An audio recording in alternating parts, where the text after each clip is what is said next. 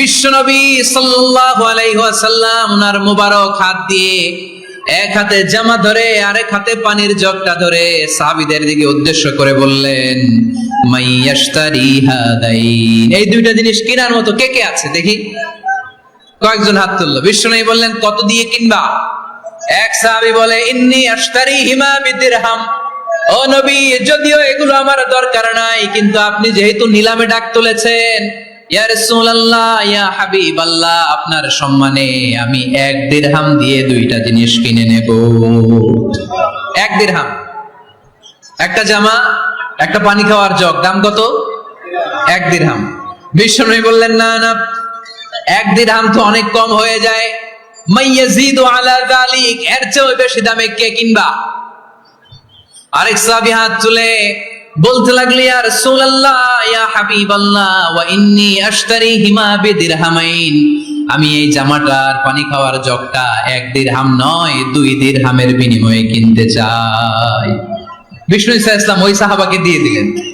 দিয়ে 2 দিরহাম নিয়ে যে লোকটা ভিক্ষা করতে এসেছিল তার হাতে 2 দিরহাম দিয়ে বললেন, যাও 1 দিরহাম দিয়ে ঘরে খাবার কিনে দিয়ে আসো, আরেক দিরহাম দিয়ে একটা কুঠার কিনে নিয়ে আসো। শুনতেছেন? কি কিনে নিয়ে আসো? কুঠার দিয়ে কি করে? গাছ কাটে। ওই সাহাবী কুঠার কিনে নিয়ে আসার পরে বিশ্বনবী নিজ হাতে কুঠারের মধ্যে একটা কাঠের হাতল লাগাই দিলেন। আল্লাহু আকবার। হাতল ছাড়া কুঠার ইউজ করা যাবে? বিশ্বনবী নিজ হাতে ওই কুঠারের ভিতরে একটা হাতল লাগাই দিলেন আর বললেন, লা উরিদু আন আরাকা 15 আইয়াম, এই কুঠার নিয়ে জঙ্গলে যাও, গায়ে অনেক শক্তি আছে, কাঠ কাটো, এই কাঠ কেটে বাজারে বিক্রি করো, সামনের 15 দিন যেন আমি আমার চোখের সামনে তোমার না দেখি। বিশ্বনবীর পরামর্শ অনুযায়ী কুঠার নিয়ে ওই সাহাবী জঙ্গলে চলে গেলেন। কাঠ কেটে বাজারে বিক্রি করতে করতে 15 দিন পরে 10 দিরহাম নিয়ে বিশ্বনবীর দরবারে হাজির হয়ে গেলেন। 10 দিরহাম নিয়ে বিশ্বনবীর কাছে হাজির হয়ে গেলেন। সাহাবী এসে বলল, ইয়া রাসূলুল্লাহ, এখন আর আমার ভিক্ষা করা লাগে না, আমার গায়ে অনেক শক্তি আল্লাহ দিয়েছে, আই এম ভেরি এনার্জেটিক, আপনার দেয়া বরকতের কুঠার দিয়ে আমি কাঠ কেটে কেটে স্বাবলম্বী হতে শুরু করেছি। সুবহানাল্লাহ পড়েন। আমি এখন 10 দিরহামের মালিক। বিশ্বনবী বললেন, লা আইয়াহতাতিবা আহাদুকুম হুজমাতান আলা যাহরিহি খায়রুম মিন আইয়াসআলা শাইআন ফায়ু'তিয়াহু আও ইয়ামনাহু, যাদের গায়ে শক্তি আছে তারা ভিক্ষা না করে কাঠ কেটে পিঠে সেই বোঝা নিয়ে বাজারে বিক্রি করা অনেক ভালো। কারণ কারো কাছে যদি তুমি হাত পাতো, সে দিতেও পারে, নাও দিতে পারে, আর কষ্ট করলে কষ্ট কোনোদিন বৃথা যায় না। চিল্লায় বলেন ঠিক কিনা? বিষ্ণু ইসা ইসলামের অনুপ্রেরণায় এই সাহাবা অল্প কিছুদিনের ব্যবধানে স্বাবলম্বী হয়ে গেলেন। What is the moral of the story? বিশ্বনবীর এই প্রফেটিক স্টোরি থেকে আমাদের কি শিক্ষা? লেসন নাম্বার 1, বিশ্বনবী চাইলেই ওই 2 দিরহাম দিয়ে বলতে পারতো, যাও খাবার দাবার কিনে ফ্যামিলিতে দিয়ে আসো। সে ওই 2 দিরহাম নিয়ে খাবার দাবার কিনে ফ্যামিলিকে খাইয়ে রাত্রে আবার ভিক্ষায় নামতো। কথা কন, রাত্রে কি করতো? ভিক্ষায় নামতো। বিষ্ণু ইসা ইসলাম তাকে কাজ করে খাওয়ার জন্য উৎসাহ দিলেন। পাশাপাশি বিষ্ণু ইসা ইসলাম পার্মানেন্ট সলিউশন দিলেন। এজন্য পার্মানেন্ট সলিউশনের ব্যবস্থা করতে হবে। অনেকে আমরা যাকাত দেই, যাকাতের শাড়ি দেই, যাকাতের লুঙ্গি দেই, আছে না নাই? না, যাকাতের শাড়ি, যাকাতের লুঙ্গি বলতে কোনো কথা ইসলামে নাই। এগুলো খুব কম দামি শাড়ি, যাদেরকে এগুলো দেয়া হয় তাদেরকে অপমান করা হয়, ঠিক কিনা? আল্লাহ বলেছেন, ওয়ালাকাদ কাররামনা বানি আদম, I have dignified the status of the sons of Adam, আমি আদমের সব সন্তানদেরকে সম্মানিত করেছি। সুবহানাল্লাহ পড়েন। আপনাদের চেয়ে সম্মানিত কেউ আছে? মানুষের চেয়ে সম্মানিত গোটা বিশ্বে আর কোনো মাখলুকাত আছে? নাই। এজন্য যাকাতের শাড়ি দেয়া যাবে না, যাকাতের লুঙ্গি দেয়া যাবে না। যাকাতের শাড়ি আপনারা দেখছেন, এটারে একবার ধোয়ার পরে দ্বিতীয়বার পরা যায় না। মশারি কি পাতলা, এর চেয়েও পাতলা। এই জন্য যাকাতের শাড়ি, যাকাতের লুঙ্গি বলতে ইসলামে কোনো পরিভাষা নাই। আপনাকে স্বাবলম্বী করে দেওয়ার চেষ্টা করতে হবে।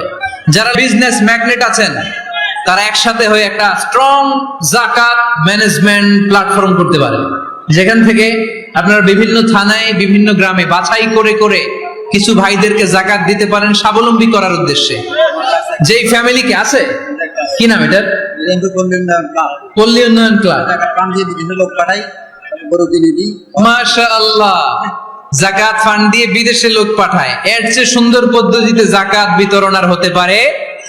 যেই লোকটাকে, যেই ছেলেটাকে বিদেশে পাঠানো হয়েছে, ওই ফ্যামিলিটা আর কোনোদিন জাকাতের শাড়ি নেওয়ার জন্য লাইনে দাঁড়াবে? যেই ছেলেটাকে ওনারা অস্ট্রেলিয়ান গাভী কিনে দিছে, দুধ বিক্রি করে যেই ফ্যামিলিটা স্বাবলম্বী হতে শুরু করেছে, তারা আর কোনোদিন জাকাতের লাইনে যেয়ে দাঁড়াবে না। এজন্য জাকাত দিতে হবে স্বাবলম্বী করার জন্য। ইসলাম আমাদেরকে এটাই শিখিয়েছে, কাজ করে খেতে হবে। কাজে লজ্জা নেই, লজ্জা হচ্ছে অলসতায়। লজ্জা কিসে? আজকের আলোচনা থেকে এটা মুখস্থ করে নিতে হবে। কাজে লজ্জা নেই, ইয়াংস্টারেরা শ্রমে লজ্জা নেই, পরিশ্রমে লজ্জা নেই, লজ্জা অলসতায়। লজ্জা কিসে? আরো জোরে। নবীরা কি এমনি এমনি বসে বসে খাইছে? কঠিন পরিস্থিতিতেও নবীরা পরিশ্রম করে উপার্জন করা লেগেছে, ঠিক কিনা? সাইয়েদনা মারিয়াম আলাইহিস সালাম, যার নামে আল্লাহ তাআলা কোরআনে একটা সূরা দিলেন, উনি পৃথিবীতে এমন একজন মহিয়সী নারী, যেই নারীর গর্ভে, যেই নারীর পেটের ভেতরে স্বামীর স্পর্শ ছাড়া সন্তান দিয়েছে কে? সাইয়েদনা ঈসা আলাইহিস সালাম পেটে আসলেন, মারিয়াম আলাইহিস সালাম লজ্জা পেলেন। হায় হায়, কেমন করে এলাকাবাসীদের কাছে আমি আমার মুখ দেখাবো? বিয়ে করি নাই, স্বামী নাই, বিয়ে হয় নাই, স্বামী নাই, কিন্তু পেটে সন্তান চলে এসেছে। হায় হায়, এলাকায় কেমনে মুখ দেখাবো? লজ্জায় পড়ে মারিয়াম আলাইহিস সালাম এলাকা থেকে চলে গেলেন। কি অবাক করা কাণ্ড! বাচ্চা ভূমিষ্ঠ হওয়ার জন্য, বড় হওয়ার জন্য 6 মাস 7 মাস লাগে নাই, পেটে বাচ্চা আসার সাথে সাথে বাচ্চাটাকে বড় করে দিয়েছে কে? সাইয়েদাতুনা মারিয়াম আলাইহিস সালাম এবার বসে বললেন, বুঝতে আরম্ভ করলেন প্রেগন্যান্সির পেইন উঠেছে। হঠাৎ করে পেট থেকে বাচ্চা ভূমিষ্ঠ হয়ে যাওয়ার পরে উনি কাঁপতে আরম্ভ করলেন। ক্ষুধার চোটে খাবার কিছু নাই, সামনে ঝর্ণা, উপরে একটা খেজুর গাছ। সাইয়েদনা ঈসা আলাইহিস সালামকে কোলে নিয়ে মনে মনে ভাবে, হায় রে, কেউ যদি একটু খেজুর পেড়ে দিত, এই ক্ষুধার মুহূর্তে আমি খেজুর খেয়ে পেটের ক্ষুধা নিবারণ করতাম। রব্বুল আলামিন মারিয়ামকে উদ্দেশ্য করে আয়াত নাজিল করে দিলেন, ওয়া হুজ্জি ইলাইকি বিজিযিন নাখলাতি তুসাকিত আলাইকি রতাবান জানিয়া। কোরআন সাক্ষী, হুজ্জি ইলাইকি বিজিযিন নাখলা, এর মানে হচ্ছে মারিয়াম, কেউ পেড়ে দিবে না, একটু কষ্ট করে হাতটা উঁচু করে খেজুরের ডালা ধরে ঝাঁকুনি মারো, টষ্ট সে কাঁচা পাকা খেজুর নিচের দিকে পড়বে, তারপর তুমি তুলে খাবে। সুবহানাল্লাহ পড়েন। আল্লাহ চাইলে অটোমেটিক্যালি কারামাত হিসেবে খেজুরগুলো নিচে ফেলতে পারতেন না? কথা কোন? খেজুরগুলো অটোমেটিক্যালি নিচের দিকে পড়ছে? পড়ে নাই। আল্লাহ শিক্ষা দিয়েছে, যেই পরিস্থিতিতে থাকো না কেন, তোমাকে শ্রম ব্যয় করে, কষ্ট করে তোমার উপার্জন করতে হবে, রিজিকের বন্দোবস্ত করতে হবে। চিল্লায় বলেন ঠিক কিনা? ইসলাম আমাদেরকে এটাই শিখিয়েছে, কাজে লজ্জা নাই। আবার বিশ্বনবী বললেন, ইন কামাতিস সাআ ওয়া ফি ইয়াদি আহাদিকুম ফাসিলাতুন, তোমাদের কারো হাতে যদি একটা চারা বীজ থাকে, সে যদি দেখে কিয়ামত হতে শুরু করেছে, ফা ইন ইসতাতা আন ইয়াগরিসাহা ক্বাবলা আন তাকুমাস সাআ ফালইয়াগরিসহা, কারো হাতে একটা চারা বীজ নিয়ত করেছে, চারা বীজটা রোপণ করবে, ইন দা মিন টাইম দেখলো কিয়ামত হতে শুরু করেছে, বিশ্বনবী বললেন, যদি তোমার সুযোগ থাকে কিয়ামত হওয়ার আগে চারা বীজটা রোপণ করে দাও। কথা বুঝতে পেরেছেন? আপনার হাতে একটা চারা বীজ, আপনি প্ল্যান করেছেন এই চারা বীজটা রোপণ করবেন, ইন দা মিন টাইম দেখলেন কি হওয়া শুরু হয়েছে? ইদা জুলজিলাতিল আরদু জিলজালাহা, দ্য বিগেস্ট আর্থকোয়েক, ভূমিকম্প শুরু হয়েছে, কিয়ামত হয়ে যাবে। বিশ্বনবী বললেন, কিয়ামত হইতেছে ওদিকে, আর তোমার হাতে যদি চারা বীজ থাকে, দেরি করো না, কিয়ামত তোমার কাছ পর্যন্ত আসার আগে সুযোগ পেলে চারা বীজটা রোপণ করে দাও। ইসলাম শিখিয়েছে, শেষ নিঃশ্বাস পর্যন্ত তোমাকে লড়ে যেতে হবে। এই পৃথিবীতে কেউ কাউকে জায়গা করে দেয় না, জায়গা করে নিতে হবে। এই পৃথিবীটা, the life is not a bed of roses, এটা ফুল বিছানো কোনো ফুল সজ্জা নয়, এটা কণ্টকাকীর্ণ। কেউ আপনার স্পেস করে দিবে না, কেউ আপনাকে সুযোগ করে দিবে না, কেউ আপনার জায়গা করে দিবে না, বরং আপনি জায়গা করে নিলে টাইনা নিচে নামাবে। কথা বলেন? এজন্য কখনো অলসতাকে স্থান দেয়া যাবে। রাসূল বাত্তালি, দুক্কানু শয়তান, অলস মস্তিষ্ক শয়তানের আড্ডা। অলস যদি কেউ থাকে, এটারে টেনে বেঁধে কাজে নামাবেন, পারা যাবে? আমরা আজকে অলসতাকে নো বলে যাবে মাহফিল থেকে। অলসতাকে আমরা কি বলবো? আওয়াজ করে বলতে হবে। অলসতাকে কি বলবো আমরা? মুমিনের জীবনে কোনো অলসতা নাই। অলস হয় মুনাফিকরা। অলস হয় কারা? চিল্লায় বলতে হবে। মুমিনরা অলস হয়? অলস হয় কারা? এজন্য কোরআনে আল্লাহ একথাও বলে দিলেন, ওয়াইদা قاموا إلى الصلاة قاموا كسالى يراءون الناس ولا يذكرون الله إلا قليلا। সুবহানাল্লাহ পড়েন। মুনাফিকরা যখন মানুষকে দেখানোর জন্য নামাজে যায়, ওই নামাজে তাদের ইখলাস নাই, ওই নামাজের ভেতরে তাদের কোনো খুশু খুদু নাই, ওই নামাজের ভেতরে আছে শুধু অলসতা। ওই নামাজে কি আছে? কিন্তু আমরা যখন নামাজে যাই আমাদের অলসতা আছে? আমরা নামাজ পড়লে আমাদের হৃদয়টারে সজীব করে দেয় কে? আমরা ওযু করলে আমাদের মনটাকে চাঙ্গা করে দেয় কে? আমরা মসজিদে ঢুকলে হৃদয়টাকে প্রাণবন্ত করে দেয় কে? মুমিন তো নামাজে গেলে চাঙ্গা হয়, মুমিন ওযু করলে চাঙ্গা হয়। বিষ্ণু ঈসা ইসলাম বললেন, ইয়াকিদু শাইতানু আলা কাফিয়াতি রাসি আহাদিকুম ইদা নাম। খেয়াল করে শুনবেন ভাইরা, চমৎকার একটা হাদিস। আমরা যখন ঘুমোতে যাই, শয়তান আমাদের প্রত্যেকের মাথার পিছনে 3টা অলসতার গিট মারে। কয়টা? আওয়াজ করে বলেন। 3টা অলসতার গিট মারে। ইয়াকিদু শাইতানু আলা কাফিয়াতি রাসি আহাদিকুম সালাসা উকাদ। 3টা গিট মারে যখন আমরা ঘুমোতে যাই। অলসতার 3টা গিট মেরে আমাদের কানের সামনে এসে ফিসফিস করে মন্ত্র পড়তে থাকে, আলাইসা লাইলুন তাওয়িলুন ফারকুদ, আলাইসা লাইলুন তাওয়িলুন ফারকুদ। বিশাল লম্বা রাত, ঘুমাও। অনেক সময় আছে, ঘুমাও। রাত 5টা বেজে যাচ্ছে, তাহাজ্জুদের সময় শেষ হয়ে যাচ্ছে, তখনও শয়তান বলে রাত অনেক লম্বা, ঘুমাও। ফজরের সময় পার হয়ে যাচ্ছে, সূর্য উঠে যাচ্ছে, শয়তান বলে আলাইসা লাইলুন তাওয়িলুন ফারকুদ, এখনো অনেক সময় আছে, লম্বা লম্বা লম্বা চৌড়া রাত পড়ে আছে, তুমি ঘুমাও। বিশ্বনবী বললেন, ফাইনিস্তাইকাযা ওয়া যাকারাল্লাহ ইনহাল্লাত উকদা।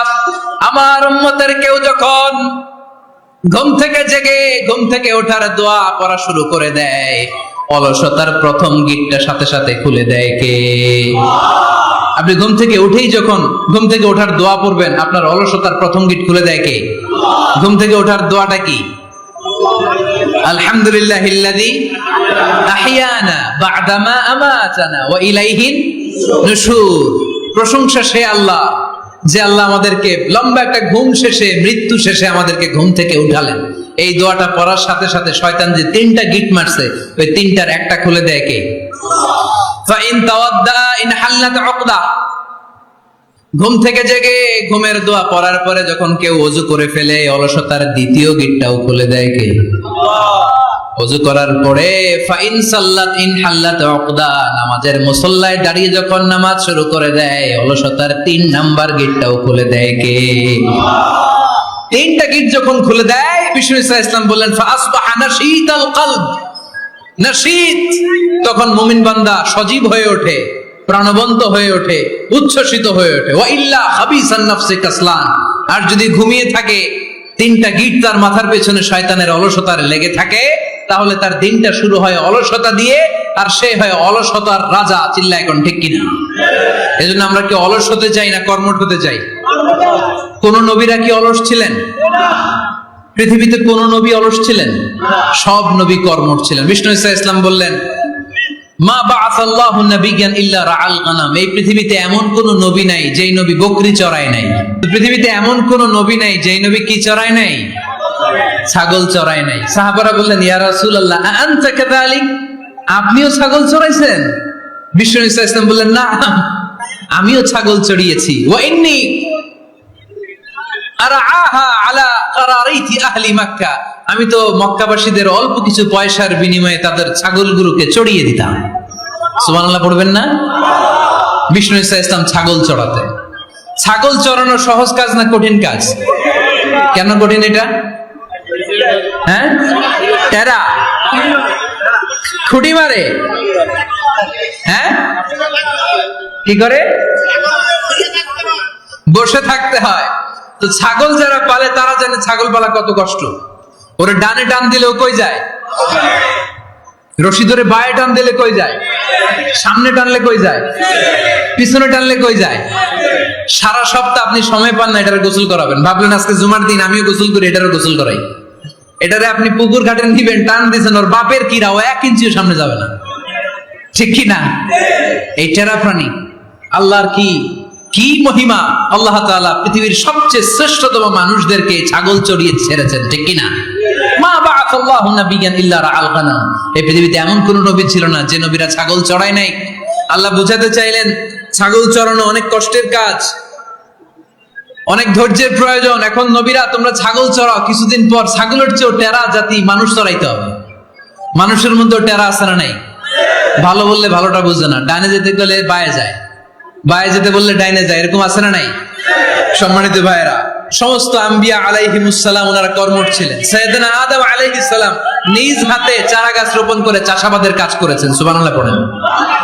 সাইয়েদনা ইব্রাহিম আলাইহিস সালাম চাষাবাদের কাজ করেছেন। সাইয়েদনা দাউদ আলাইহিস সালাম নিজ হাতে যুদ্ধের জন্য যে পোশাক পরতে হয়, যেটা পরলে গায়ের মধ্যে ছুরি মারলেও ঢুকে না, ওই শিরস্ত্রাণ বানিয়েছেন, নিজ হাতে তলোয়ার বানিয়েছেন, সুবহানাল্লাহ পড়েন। সাইয়েদনা মূসা আলাইহিস সালাম ছাগল চড়িয়েছেন। সাইয়েদনা মূসা আলাইহিস সালামের মেজাজ নরম না গরম? নবীদের মধ্যে সবচেয়ে বেশি মেজাজওয়ালা নবী ছিলেন মূসা আলাইহিস সালাম। উনিও 8 থেকে 10 বছর সাইয়েদনা শুআয়ব আলাইহিস সালামের এরিয়াতে ছাগল চড়িয়েছেন। চিল্লায় বলেন সুবহানাল্লাহ। এজন্য নবীরা যেহেতু কাজ করেছেন, কর্মঠ ছিলেন, আমরাও কর্মঠ হব, ঠিক কি না? সাহাবারাও কর্মঠ ছিলেন, বিশ্বনবীর সাহাবারাও ব্যবসা করতেন। সাইয়েদনা আবু বকরের বিশাল ব্যবসা প্রতিষ্ঠান ছিল, সুবহানাল্লাহ পড়েন। আপনারা হজ উমরা করেছেন কে কে দেখি? করছেন? মাশাআল্লাহ। যারা করে নাই আল্লাহ তাদেরকে আল্লাহর ঘর জিয়ারতের তুমি নসিব করো, আমিন। বিশ্বনবীর মাকবারার সামনে দাঁড়িয়ে আমরা যেন সালাম পেশ করতে পারি, তুমি নসিব করো, আমিন। বাইতুল্লাহ শরীফে এবং মসজিদ নববীতে আমরা যেন সালাত আদায় করতে পারি, আল্লাহ তুমি নসিব করো, আমিন। সাইয়েদনা আবু বকর রাদিয়াল্লাহু তাআলা আনহুর ব্যবসা প্রতিষ্ঠান ছিল মক্কা কাবা ঘরের পাশেই। উনার ব্যবসা প্রতিষ্ঠানগুলো যেখানে ছিল ঠিক ওইখানে সৌদি সরকার এখন শপিং মল বানিয়ে দিয়েছে, মাতজার আবু বকর। মক্কা শহরের যেখানে বহিরাগতরা এসে ওখানে ছাগল, ওখানে ঘোড়া, উট এগুলো রাখতো, আস্তাবল রাখতো, ঘোড়া আর উট যেখানে রাখা হতো ঠিক ওই জায়গায় সৌদি সরকার ওটার পার্কিং লট বানায় দিচ্ছে। মানে যেখানে আগে সাহাবাদের ব্যবসার জায়গা, ওইখানে বর্তমানে শপিং মল। যেখানে আগের সময়কাল সাহাবারা উট আর ঘোড়া রেখে বাঁধতো, ওইখানে এখন গাড়ি ঘোড়া রাখার ব্যবস্থা করা হয়েছে। সাইয়েদনা আবু বকর অনেক বড় ব্যবসায়ী ছিলেন। ওনার নিজ টাকা দিয়ে হাবাসা থেকে আসা সাইয়েদনা বেলালকে তিনি 20,000 স্বর্ণ মুদ্রা দিয়ে উমাইয়া ইবনে খালাফের কবল থেকে তিনি মুক্ত করেছেন।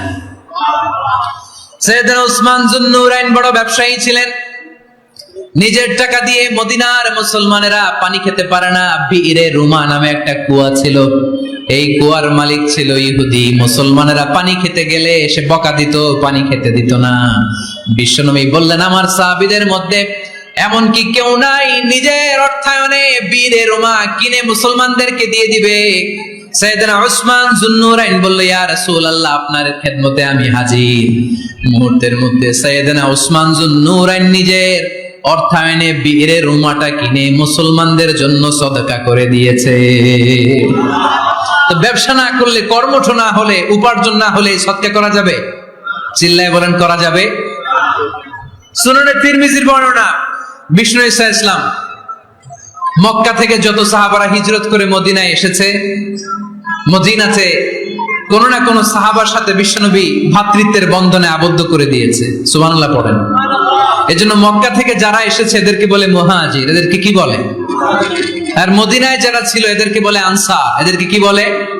আওয়াজ করে উত্তরে দিবেন। মক্কা থেকে যারা এসেছে তাদের নাম মুহাজির, আর যারা মদিনার সাহাবী তাদের নাম আনসার। মক্কা থেকে হিজরত করে যে সমস্ত সাহাবারা এসেছিল তারা ছিল মদিনার মেহমান। বিশ্বনবী এক এক মক্কার সাহাবীকে মদিনার এক এক সাহাবীর সাথে ভ্রাতৃত্বের বন্ধনে আবদ্ধ করে দিলেন। আব্দুর রহমান ইবনে আউফ রাদিয়াল্লাহু তাআলা আনহু, ওনার সাথে ভ্রাতৃত্বের বন্ধনে যে সাহাবীকে বিশ্বনবী আবদ্ধ করে দিলেন ওনার নাম হচ্ছে সাদ ইবনে রাবিয়া। কি নাম? মদিনার অনেক বড় ব্যবসায়ী। বিশ্বনবী বললেন ও আব্দুর রহমান ইবনে আউফ, সম্পদ ছেড়ে দিয়ে, পরিবার ছেড়ে দিয়ে, স্থাবর অস্থাবর সব ছেড়ে দিয়ে আল্লাহ রাসূলের ভালোবাসায় মক্কা থেকে মদিনায় এসেছো। মদিনায় তোমার চিন্তা নাই, সাদ ইবনে রবিকে আমি তোমার ভাই বানিয়ে দিলাম। সাদ ইবনে রবি তোমার আপন ভাইয়ের মতো। সাদ ইবনে রবি বলল, আব্দুর রহমান, জীবনে তোমারে কোনোদিন দেখি নাই, তোমারে আমি চিনি না, তোমার নাম শুনি নাই, কিন্তু বিশ্বনবী তো তোমার দায়িত্ব আমাকে দিয়েছে। আমার চেয়ে বড় ধনী এই মদিনার মধ্যে দ্বিতীয় কেউ নাই। আজ থেকে তুমি আমার ভাই, আজ থেকে তুমি আমার কি? আল্লাহ আমাকে যত সম্পত্তি দান করেছে তার অর্ধেক সম্পত্তি আমি তোমার নামে দিয়ে দিলাম। ও আব্দুর রহমান ইবনে আউফ, শুধু তাই নয়, রব্বুল আলামিন আমাকে দুইজন স্ত্রী দিয়েছে। কয়জন? তুমি দেখো আমার কোন স্ত্রীকে তোমার বেশি ভালো লাগে, যার নাম তুমি বলবে সাথে সাথে আমি তারে তালাক দিয়ে দিব। তার ইদ্দত পালন শেষে তুমি তাকে বিয়ে করে তোমার সাথে নিয়ে যাবা। সুবহানাল্লাহ। কারণ বিশ্বনবী তোমার দায়িত্ব আমার কাছে দিয়েছে, তুমি আমার ভাই, আমি মদিনার সবচেয়ে বড় ধনী, আমার অর্ধেক সম্পদ আমি তোমারে দিয়ে দিব। আমার দুই স্ত্রীর এক স্ত্রীকে তোমারে দিয়ে দিব। সাইয়েদনা আব্দুর রহমান ইবনে আউফ এই কথা শুনে অবাক হলেন। অবাক হয়ে উনিও এক অবাক কথা বললেন। উনি বললেন, লা হাজাতা লি ফি ইয়া আখি, ও আমার প্রাণের ভাই, তোমার কথা শুনে আমার হৃদয়টা ভরে গিয়েছে, কিন্তু তোমার সম্পদেরও দরকার আমার নাই, তোমার স্ত্রীরও দরকার আমার নাই। বারাকাল্লাহু ফি মালিক ওয়া লি আহলিক, আল্লাহ তোমার মালেও বরকত দেখ, তোমার সম্পদেও বরকত দেখ। তুমি শুধু একটু কষ্ট করবা। কি কষ্ট? দুল্লানি আলা সুক, show me the way to the market. তুমি মদিনায় কোনো মার্কেট আছে কিনা, শপিং মল আছে কিনা, ব্যবসা প্রতিষ্ঠান আছে কিনা আমারে দেখায় দাও। সুবহানাল্লাহ পড়ো। আমরা হইলে কি করতাম? একজনকে যদি বলা হয়, ভাই আপনি এখন থেকে ভাই, আমার অর্ধেক সম্পদ আপনারে দিয়ে দেব, কি করবে? পায়ের উপর পা তুলে খাবে আর বলবে, কি আনন্দ আকাশে বাতাসে। ঠিক কিনা? এরপর যদি বলি, ভাই আমার দুই বউ, যেটারে সুন্দর লাগে বলেন তালাক দিয়ে দেই, নিয়ে যান, কি বলবে? কি আনন্দ আকাশে বাতাসে। আল্লাহ রাসূলের সাহাবী আব্দুর রহমান ইবনে আউফ বললেন, লা হাজাতা লি ফি, আমার দরকার নেই। দুল্লানি আলা সুক, just show me the way to market. এখানে মার্কেট কই আছে দেখায় দাও। অবাক হয়ে গেলেন সাদ বিন রবি, বললেন, ও আব্দুর রহমান ইবনে আউফ, ঠিক আছে, তুমি যদি নিতে না চাও তোমারে আমি জোর জবরদস্তি করব না। শুনে রাখো, মদিনাতে ইহুদিদের কয়নুকার একটা বাজার আছে। এই কথা বলার সাথে সাথে আব্দুর রহমান ইবনে আউফ চলে গেলেন। এর পরের দিন অল্প কিছু পনির আর ঘি দিয়ে ব্যবসা শুরু করলেন। পনির আর ঘিয়ের ব্যবসা করতে করতে করতে করতে ব্যবসায় তিনি এত লাভ করলেন, উনি বললেন, আমি যদি কখনো মদিনার বালুর মধ্যে হাত দিতাম, ওই বালুটারও সোনা বানায় দিত কে? দুল্লানি আলা সুক। কর্মঠ যুবক ভাইরা, এ আব্দুর রহমান ইবনে আউফ আমাদের প্রেরণা। উনি অন্যের ঘাড়ে পাড়া দিয়ে খেতে চায় নাই, আরেকজনের উপর ডিপেন্ডেন্ট বা নির্ভরশীল হতে চায় নাই। তিনি স্বাবলম্বী হওয়ার শিক্ষা, লেসন কিয়ামত পর্যন্ত গোটা বিশ্বের যুবকদের জন্য রেখে গিয়েছে। চিল্লায় বলো ঠিক কিনা? দুল্লানি আলা সুক, show me the way to market. Market কোথায় দেখাও। পনির আর ঘি নিয়ে ব্যবসা করতে করতে কয়েক মাসের ব্যবধানে ইতিহাস সাক্ষী সাইয়েদনা আব্দুর রহমান ইবনে আউফ মদিনার বিশাল বড় বিজনেস ম্যাগনেটে পরিণত হয়ে গেলেন। চিল্লায় পড়েন আল্লাহু আকবার। এজন্য ব্যবসার ভিতরে বরকত ঢুকিয়ে দিয়েছে কে? বিষ্ণুই বললেন, আত-তাজিরা সাদুকাল আমিন মা'আন নাবিয়্যিন ওয়াস সিদ্দীকিন ওয়াশ শুহাদা'i ওয়াস সালিহিন। আমানতদার ব্যবসায়ী তারা সাধারণ কোনো মানুষ নয়, কিয়ামতের দিন নবীদের সাথে হাসর হয়ে যাবে। আপনারা যারা ব্যবসা করেন, এটা সাধারণ বিষয় নয়। বিষ্ণু ইসলাম নিজেও ব্যবসায়ী ছিলেন। ওনার জীবনের প্রথমে তিনি খাদিজা রাদিয়াল্লাহু তাআলা আনহার ব্যবসার স্টাফ হয়ে কাজ শুরু করেছেন, এরপর নিজে ব্যবসা শুরু করেছেন। এরপরে খাদিজাতুল কুবরা রাদিয়াল্লাহু তাআলা আনহা সব সম্পত্তি বিয়ের পরে বিশ্বনবীর পায়ের সামনে ঢেলে দিয়েছেন। বললেন, ইয়া রাসূলুল্লাহ, এই সম্পদ আমি আপনাকে দিয়ে দিলাম, আপনি ইচ্ছামতো দিনের প্রয়োজনে খরচ করেন। সুবহানাল্লাহ পড়েন। এজন্য বিষ্ণু ইসলাম আমাদের জন্য উপমা, আব্দুর রহমান ইবনে আউফ আমাদের জন্য উপমা। যারা ব্যবসা করেন তারা বিষ্ণু ইসলামের সুন্নাহ পালন করছেন। আত-তাজির আস-সাদুক আল-আমিন। বিষ্ণুই বললেন, সত্যবাদী আমানতদার ব্যবসায়ী, যে ব্যবসা করতে যে মিথ্যা কথা বলে না। অনেক ব্যবসায়ীরা আছে পণ্য চালানোর জন্য মিথ্যা কথা বলে আর কসম কাটে, আছে না নাই? এমনটা করা যাবে? সকালবেলা স্ত্রীরে বলে, এই গরুগুলা বিক্রি করবো, তুই একটা দাম কত কমো? স্ত্রীরে শিখাই দিচ্ছে, এই গরুর দাম তুই 40,000। তো বউ বলে, ঠিক আছে, দাম কইলাম 40,000। তো এরপরে বাজারে যখন গরু বিক্রি করতে যায়, একজন যখন বলে যে, ভাই এটা 30,000 টাকা দিয়ে কিনবো। কয় ভাই আল্লাহর কসম সকালে একজন 40,000 দাম কইছে, আমি দেই নাই। আছে না নাই? কৌশল করে বউরে শিখাইছে সকালে, কই তুই দাম তো 40,000। তো বাজারে যায় কই সকালে একজন দাম করছে, দাম করে কইছে 40,000 দেই নাই, আপনারা 30,000 কেমনে দেই? এরকম ডাকাইত আছে না নাই? আরে নাই, আমি কই নাই, এরা কই আছে। সম্মানিত ভাইয়েরা, এজন্য আজকের মাহফিল থেকে আমরা যেটা শিখলাম সেটা হচ্ছে পরিশ্রমে কোনো লজ্জা আছে? আমরা কাজ করে খাবো, ঠিক কিনা? Never under estimate any job. যুবক ভাইয়েরা শুনতেছ? এরকম আওয়াজ করতে হবে, কান খাড়া করে শুনো। Never under estimate any job. কোন চাকরিকে ছোট করে দেখা যাবে whether it's small or big, you don't care. এটাতে কেয়ার করা যাবে না। ছোট্ট চাকরি পাইলেই ঢুকে যাবা, বড় অফার আসলে পরে ঢুকবা। এটা ছোট কাজ, এটা হোটেলের ওয়েটার, এটা ছোট্ট স্টাফ, এটা কেরানি না। কাজ কাজই, কাজের মধ্যে কোনো ছোট বড় নাই। খেটে খাওয়া মানুষকে বিশ্বনবী অনেক সম্মান করতেন। বিশ্বনবী সাল্লাল্লাহু আলাইহি ওয়াসাল্লাম খেটে খাওয়া মানুষদেরকে এত ভালোবাসতেন, বিদায় হজের মতো এত গুরুত্বপূর্ণ ভাষণও এই মেহনতি মানুষদের কথা বাদ যায়নি। সুবহানাল্লাহ বলবেন না? দিনটা ছিল জুমাবার। বিশ্বনবী সাল্লাল্লাহু আলাইহি ওয়াসাল্লাম আরাফাতের ময়দানে দাঁড়িয়ে ঐতিহাসিক একটা ভাষণ দিলেন। এই ভাষণের নাম হলো বিদায় হজের ভাষণ। এই বিদায় হজের ভাষণেও খেটে খাওয়া মানুষের কথা বিশ্বনবী বাদ দেয় নাই। বিশ্বনবী বলেছেন আরিক্কাকুম, আরিক্কাকুম, খবরদার অধীনস্থ কর্মচারীদের সাথে খারাপ আচরণ করো না। আতঈমুহুম মিম্মা তাকুলুন ওয়াকসুহুম মিম্মা তালবিসুন। খবরদার মনে রেখো, তোমরা যা খাবে তোমাদের অধীনস্থ কর্মচারীদেরও তা খাওয়াবে, তোমরা যা পড়বে তাদেরও তা পড়াবে। বিশ্বনবী শেষ নিঃশ্বাস ত্যাগ করে যাওয়ার আগে যেই কয়েকটা কথা বলেছিলেন তার মধ্যে মেহনতি মানুষদের জন্য কথা আছে না নাই? বিষ্ণু ইসা ইসলাম যখন শেষ নিঃশ্বাস ত্যাগ করবেন তিনি বলেছিলেন আসসালাত, আসসালাত, উম্মতেরা নামাজ, নামাজ, নামাজ ছেড়ে দিও না, নামাজ তরক করো না, নামাজ কাজা করো না। আর বলেছিলেন ওমা মালাকাত আইমানুকুম, অধীনস্থ কর্মচারীদের সাথে খবরদার খারাপ আচরণ করো না। যারা কর্মচারীদের সাথে খারাপ আচরণ করে, যারা মানুষের কাছ থেকে শ্রম নিয়ে কাজ করিয়ে টাকা দেয় না, কিয়ামতের দিন তাদের বিরুদ্ধে মামলা দায়ের করবে কে? আল্লাহ। কে করবে? আল্লাহ। হাদিসে কুদসি সাক্ষী বিষ্ণু ইসা ইসলাম বলেন, আল্লাহ তাআলা ফরমান আনা খাসমুহুম সালাসাতুন আনা খাসমুহুম ইয়াউমাল কিয়ামা। তিন শ্রেণীর ব্যক্তির বিরুদ্ধে আল্লাহ বলেন আমি নিজেই কিয়ামতের দিন মামলা দায়ের করব। I will be against them in the day of judgment. Three categories of people I will be against them in the day of judgment. তিন শ্রেণীর লোক কিয়ামতের দিন তারা ছাড় পাবে না।